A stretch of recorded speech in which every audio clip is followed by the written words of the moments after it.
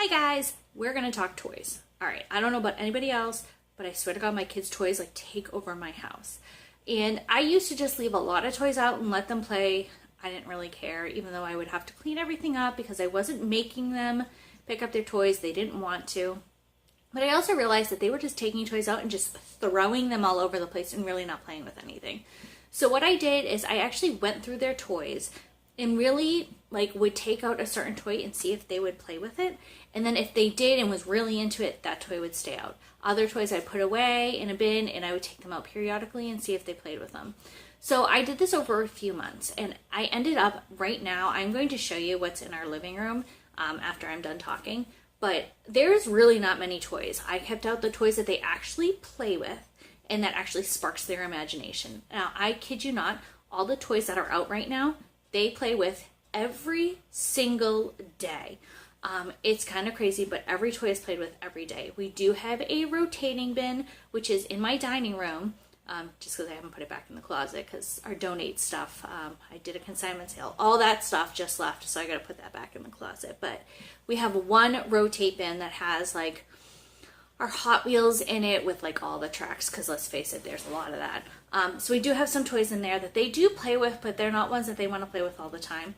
And then we do have one bin that has train set in it with the Thomas trains, which that they do ask for a lot.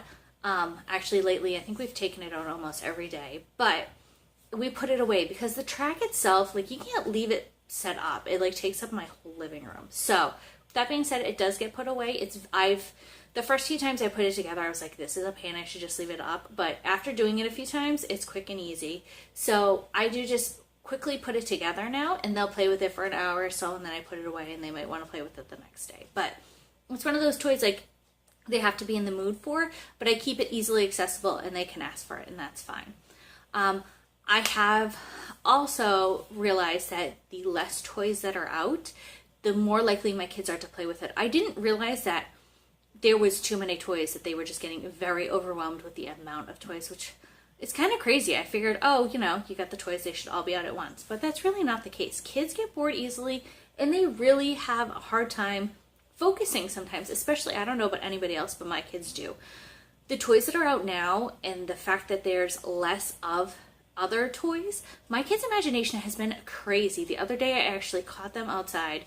I actually was able to record it of their imagination and what they're doing lately. And it is amazing. I cannot believe how much they are flourishing with just a little amount of toys. I think is a little amount of toys, even though for them, this is the perfect amount. It took me a while to get to this point, but let me tell you, it's amazing.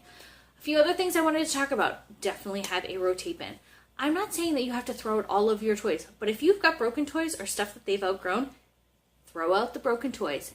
Donate your other toys. If you have friends who have little kids, see if they want them. Toys are expensive, and let's face it, if it's still in working order, kids doesn't care if it's a hand-me-down.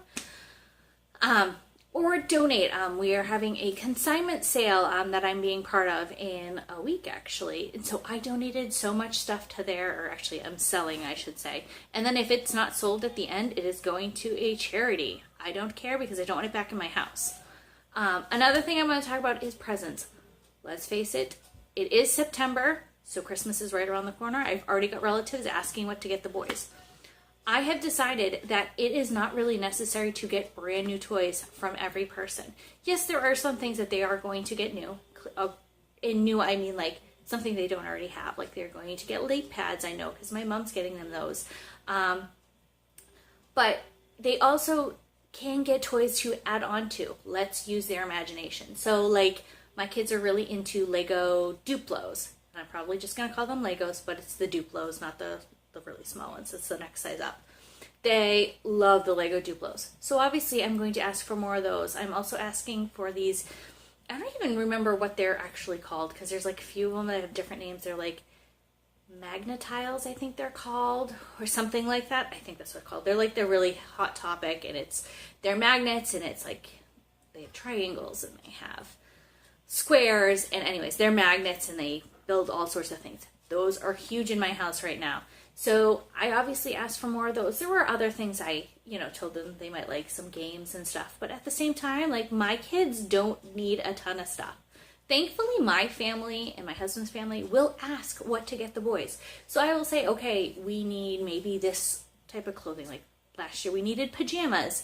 My family's really good like that. Also, if they ask, why not ask for like a membership somewhere? I remember a couple years ago, my family, a couple of relatives got us a membership to a zoo, which was awesome. I was able to go. We went once a week. It was amazing. Sometimes we went more than once a week. But ask for other things. If people ask you what to get your kids, give them ideas, but make it add on if it's something that they want or something that they need, or add on to what you have. You don't need new toys that really are going to just be played with, but they can't use it with anything else. Like the Legos. My kids can add on and make more bigger things, or the trains, you can add more trains to it, or the magnetic thingies, they can, build more, add on. I think that was it. Add on. Yeah. Sorry, I feel like I'm all over the place. And of course, my little one's upstairs. I can hear them not napping. So let me turn the camera around and I'm going to show you guys what my living room looks like right now.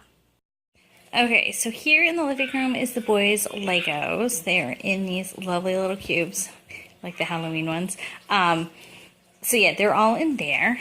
And then they have their table, which that is going, because they are too big for it now. Their little legs are too long. We have this car engine thing, which is actually taken apart right now. The boy, Jeffrey and Robert both love this. Robert has been driving it around. We have the little spaceship, we have a trash truck, we've got Mac, let's see, and we've got, in here we've got a Cars little laptop, and then I believe there's a little Leap pad, like my first writer or something.